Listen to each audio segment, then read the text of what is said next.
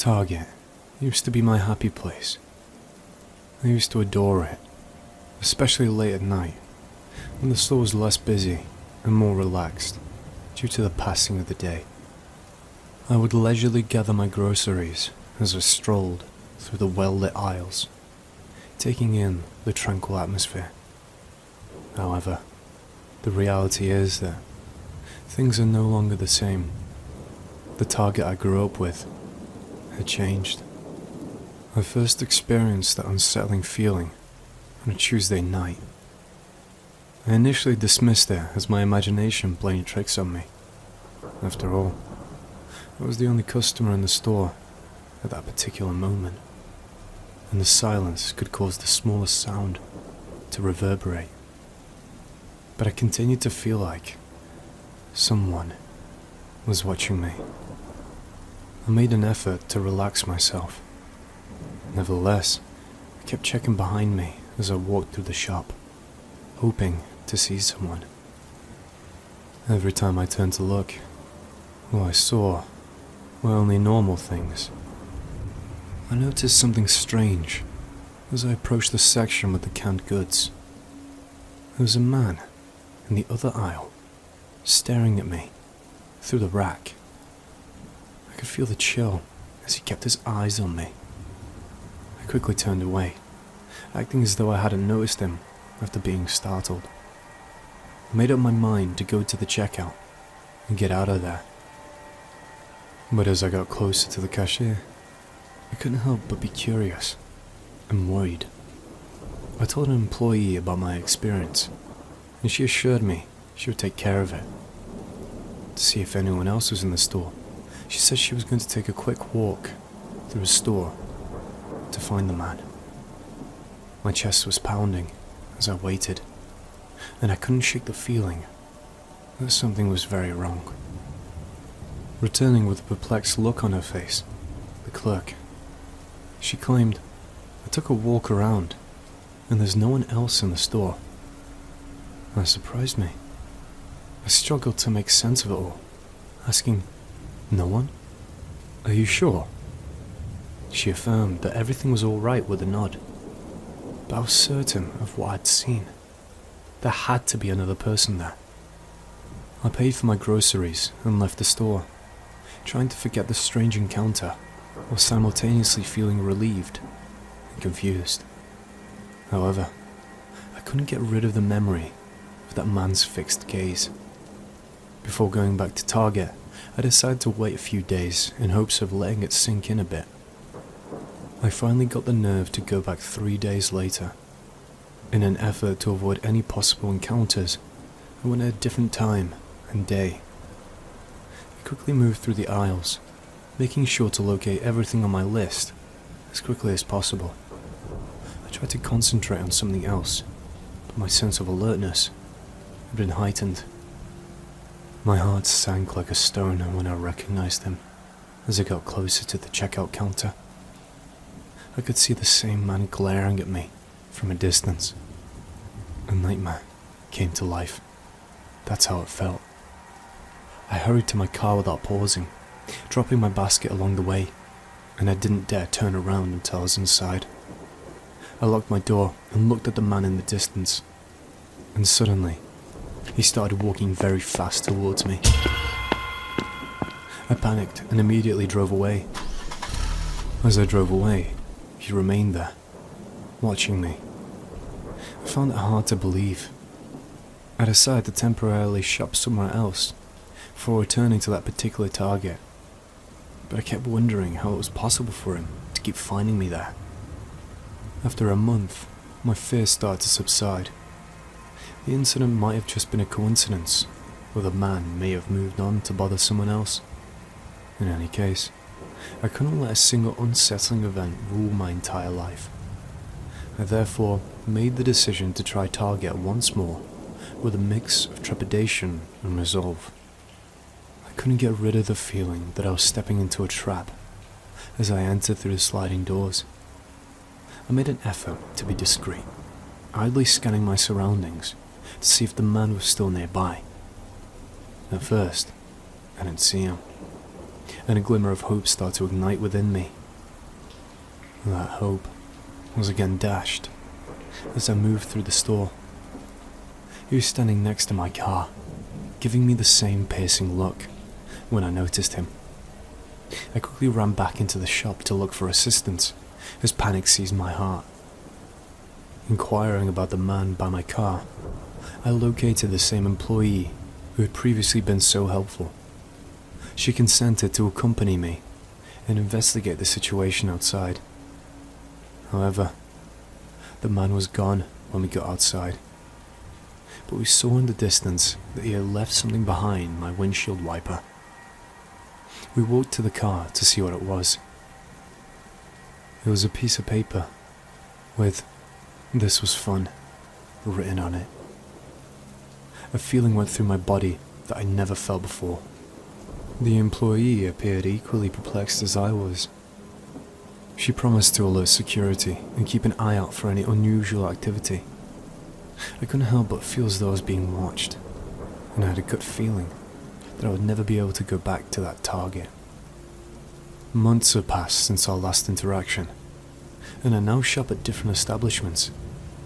But even now, I have the feeling that the scary man is staring at me. After the paper, I was completely over my head. I'm still unsure of his identity and what he desired from me. I will never be able to bring myself to return to that target.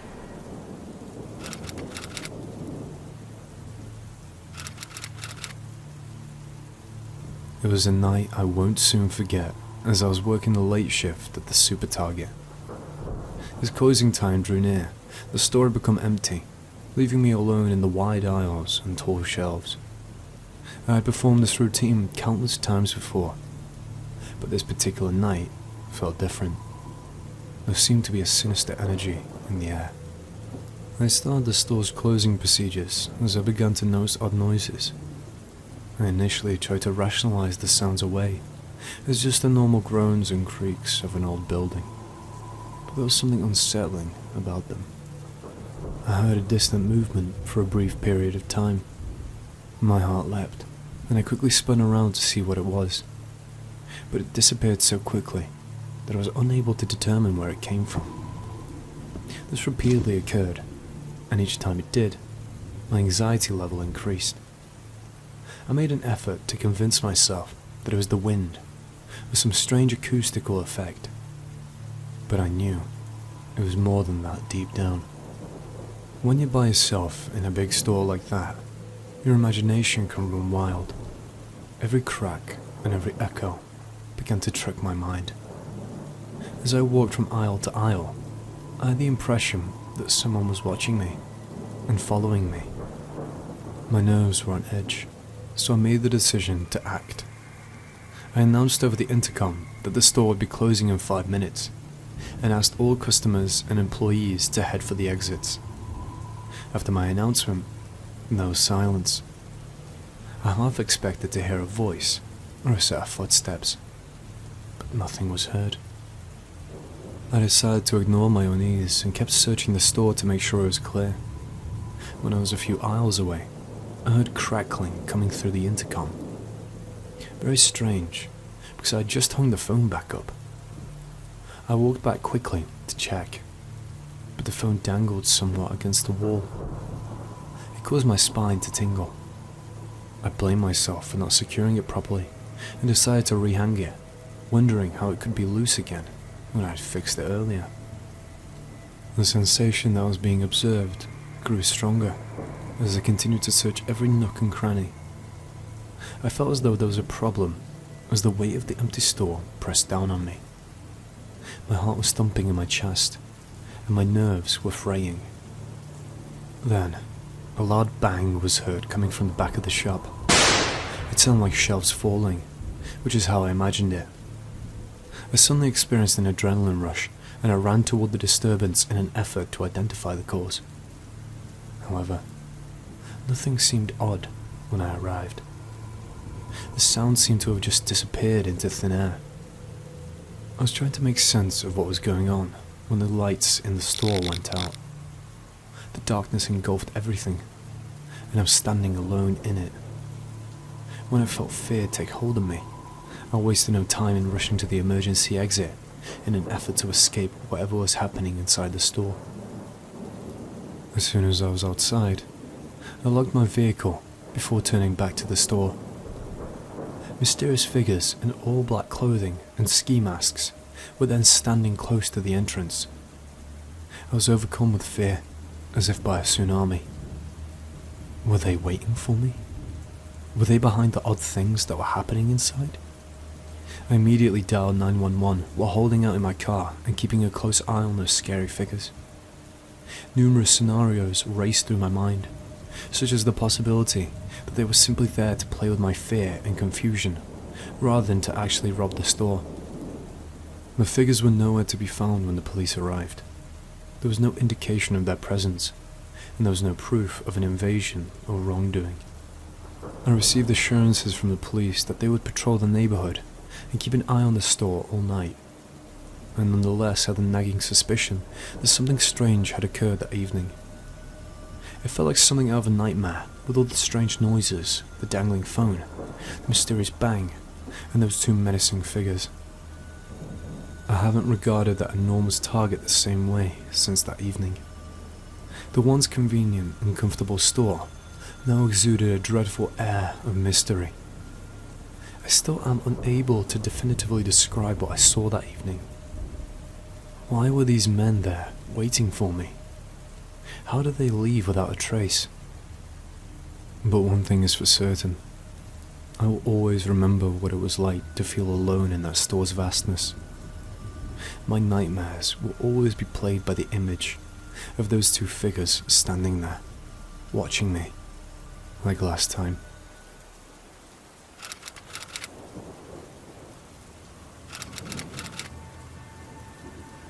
I needed to quickly buy deodorant and a toothbrush before leaving for my much-needed vacation, so I went to the Target, conveniently located near my house.